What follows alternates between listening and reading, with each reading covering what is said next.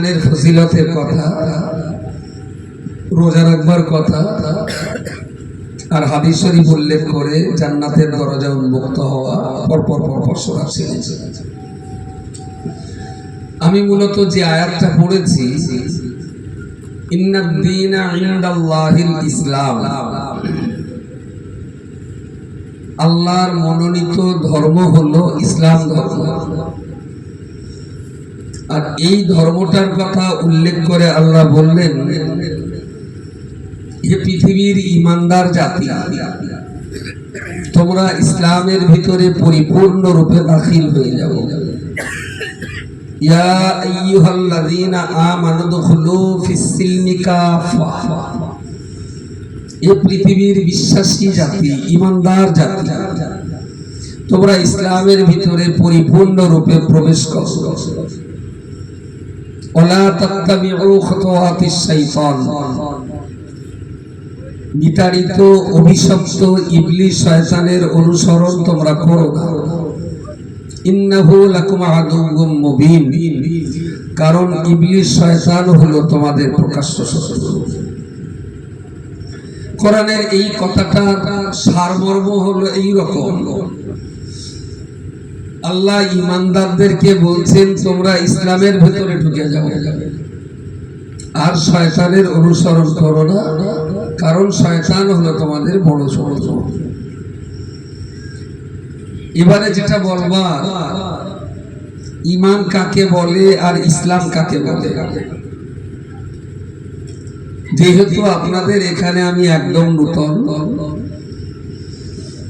আর যে চাষি জমির মাটি পরীক্ষা নিরীক্ষা না করেই চাষ করে, সেই চাষি চাষে খুব একটা সফল হয় না।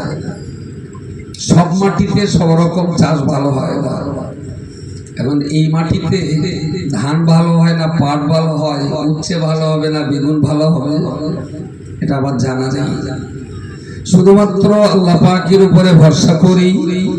আল্লাহর কোরআনের আয়াত দিয়ে আমি শুরু করছি। ঈমান কাকে বলে আর ইসলাম কাকে বলে? যার ভিতরে ঈমান থাকে তার নাম কি, আর যার ভিতরে ইসলাম থাকে তারই নাম কি? যদি টুকটাক করে জিজ্ঞেস করি, আমার সঙ্গে একটু কথাবার্তা বলা যাবে? যাবে। ঈমান শব্দের অর্থ হলো বিশ্বাস। আর এই বিশ্বাস বলতে আল্লাহর একত্ববাদকে যারা বিশ্বাস করে বা আল্লাহর একত্ববাদকে বিশ্বাস করাকে বলা হয় ঈমান। আর ঈমানটা যে মানুষের ভিতরে থাকে তাকে কি বলা হয়? আল্লাহর একত্ববাদের বিশ্বাস করাকে বলা হয় ঈমান। আর ঈমান যার ভিতরে থাকে তার নাম কি বলে?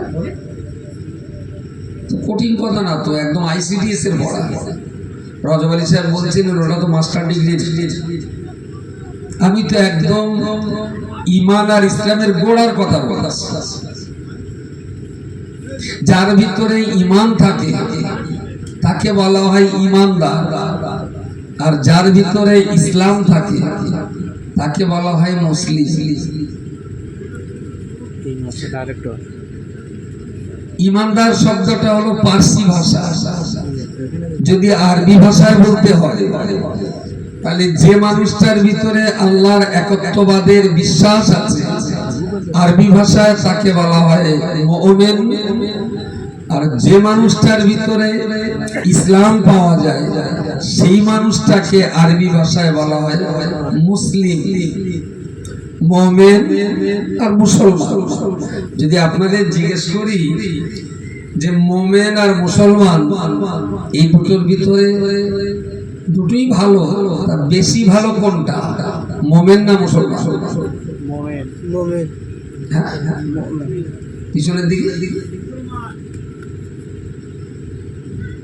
মুসলমান না হলে মুমিন হওয়া যায়। সেনা পার্টিও আছে ভেতরে, সব তো একেবারে। আমি ভাবছিলাম বোধহয় খুব সাদা মাটা তো আপনারা না। এর ভিতরে শিঙি মাছও আছে, বেলে মাছও আছে। শিঙি মাছ বলে না কি বলে? কাঁটা মারলে খুব জ্বালা করে। শিং মাছ। শিঙি মাছ। জি। আমি ভাবছিলাম বোধহয় সব বেলে মাছ, কিন্তু না, দলের শিঙি মাছও আছে। হালকা গরম। ইমান থাকলে তাকে বলা হয় মুমিন, আর ইসলাম থাকলে তাকে বলা হয় মুসলিম। আমরা বাংলা ভাষায় অপভ্রংশ শব্দ বলি মুসলমান। এখন এই মুসলমান আর মুমিনের পার্থক্য হলো এটা, মুমিন হতে গেলে শুধু অন্তরে বিশ্বাস থাকলেই মুমিন হওয়া যায়, আর মুসলমান হতে গেলে ইসলামের কাজগুলো করে দেখাতে হয়। মনে বিশ্বাস রাখলে ইমানদার বা মুমিন হওয়া যায়। নামাজ পড়বো না, রোজা করবো না, হজ করবো না, যাকাত দেবো না, কিন্তু আমি আল্লাহকে বিশ্বাস করি, আমি মুমিন, কিন্তু আমি মুসলমান নই। আর যে মানুষটার ভিতরে বিশ্বাস থাকার পাশাপাশি ইসলামের নামাজ, রোজা, হজ, যাকাত একান্ত করণীয় ফরজ কাজগুলো যারা করে তাদেরকে বলা হয় মুসলমান। আর ঈমান আর ইসলাম, মুমিন আর মুসলমান, আমরা যাই এই সমস্ত কিছু আইন কানুন নিয়ম শৃঙ্খলা যে বইটার ভিতরে লেখা আছে, ওই বইটার নাম আল কোরআনুল কারীম।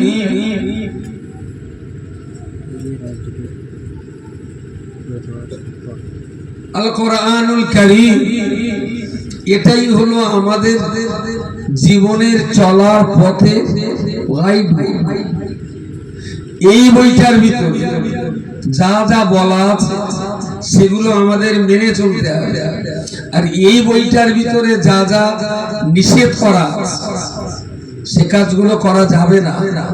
এই বইটার ভিতরে যে সমস্ত কাজগুলো করবার কথা বলা সেই কাজগুলো আমাদেরকে করতে হবে। যে আল্লাহ আমাদেরকে সৃষ্টি করেছেন সেই আল্লাহ কোরআনুল কারীম আমাদের কাছে পাঠিয়েছেন। যিনি সৃষ্টিকর্তা তিনি নিয়ম ঠিক করে দিয়েছেন। নামাজ পড়ি কেন পড়ি না, কোরআন শরীফে আল্লাহ নামাজ পড়ার কথা বলেছেন। মদ খাই না কেন খাই না, না কোরআন শরীফে আল্লাহ মদ খেতে আমাদের নিষেধ করেছেন, তাই খাই না। রোজা রাখি কেন রাখি, আল্লাহ রোজা রাখতে বলেছেন তাই রোজা করি। চুরি ডাকাতি করি না কেন করি না, আল্লাহ চুরি ডাকাতি করা হারাম করে দিয়েছেন, তাই আমরা চুরি ডাকাতি করি না। এবারে যে কথাটা, আপনি নামাজ পড়েন, রোজা করেন, মদ খান না, চুরি করেন, তাহলে ইসলামের দৃষ্টি দিয়ে যদি আমাকে জিজ্ঞেস করা হয়, আমি নিশ্চিত বলবো আপনি ইসলামের দৃষ্টিতে একটা ভালো মানুষ। জগৎ আপনাকে খারাপ বললেও আল্লাহ দরবারে আপনি নিশ্চিত ভালো, কারণ আল্লাহর হুকুমগুলো আপনি মেনে চলেছেন। আল্লাহ পাকের এই আদেশ এবং নিষেধ, আল্লাহর আদেশ এবং নিষেধ সমস্ত কিছু এ টু জেড পরিপূর্ণভাবে আল্লাহ তার কোরআনের ভিতরে বর্ণনা করে দিয়েছেন।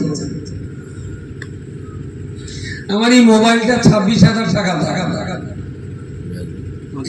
মোবাইলটা যখন কিনেছিলাম, মোবাইলটা কেনার সঙ্গে সঙ্গে এটার ব্যাটারি অন করলাম, অন করে একটা দুটো চারটে পাঁচটা নাম্বার লাগাচ্ছি, একটা নাম্বারেও ফোন ঢোকে না। একেবারে নতুন মোবাইল কিনেই পড়তো, অন করি, বহু নম্বরে আমি কল করছি, একটাও ফোন যায় না। অসুবিধাটা কি আছে কিছু বলতে পারবেন? মোবাইলের দাম 26,000, সিমের দাম ক হাজার? 100 টাকা। আবার এখন এমন সিম উঠেছে না যে সিমও দেবে, ফের বালতিও দেবে। আবার মাঝে মাঝে ঘোষণা করছে আপনার সিম কার্ডটা আমার কোম্পানিতে পোর্ট করুন, টাকা না থাকলেও আমরা টাকা মেরে সিম পোর্ট করে দেবো। তাহলে 26,000 টাকার একটা মোবাইল ফোন করবার ক্ষেত্রে অকেজো হয়ে গেল শুধুমাত্র ছোট্ট একটা সিমের অভাব।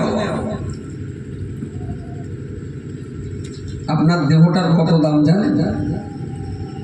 দেহটা, আমার দেহ আপনার দেহ, যদিও এই দেহ যদি কুপিয়ে পিস পিস করে কেটে কেটে মার্কেটে বিক্রি করা হয় 50 টাকাও কেন লাগে, কারণ মানুষের গোস্ত খাওয়া তো হারাম, তাই না? গরুর গোস্ত যেখানে কত, এখানে 300 280, তাহলে তো প্রায় সময়। আর মহিষের গোস্তের একই 280। মানুষের গোস্ত কত বিক্রি? 0 টাকা। কেউ নেবে না, যদি আমার মতো একটা হুজুর জবাই করে কিলো কিলো করে বিক্রি করা হয়, কেউ নেবে না। 5 পয়সা কেনবে না, কারণ তো খাওয়া যাবে না, তা বেকার কেনবে কেন? এবারে যদি একেবারে আপাদমস্তক যদি দেহটার মূল্য ধরি, আপনার দুটো চোখ যদি আপনি, যদিও দেহের চোখ বিক্রি করা আইনত অপরাধ, এরপরেও যদি চোরাগোপ্তা ভাবে আপনি বিক্রি করেন 6-12 লাখ টাকা পাবেন। এখন তো চিকিৎসা বিজ্ঞান খুব উন্নত, একজনের চোখ তুলে আরেকজনের সেট আপ করা যায়।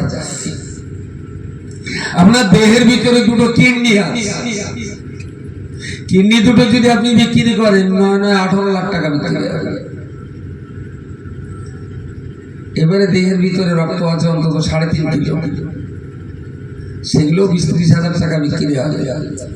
মানুষ তো খাবে না, কিন্তু গোস্তটা যদি বাঘের দেওয়া হয়, চিড়িয়াখানায় বাঘের খাওয়ানোর জন্য ওরা খেয়ে তা কত আর দেবে? খুব বেশি হলে 40 কেজি ওজন হলে 4,000 টাকা দিতে পারে।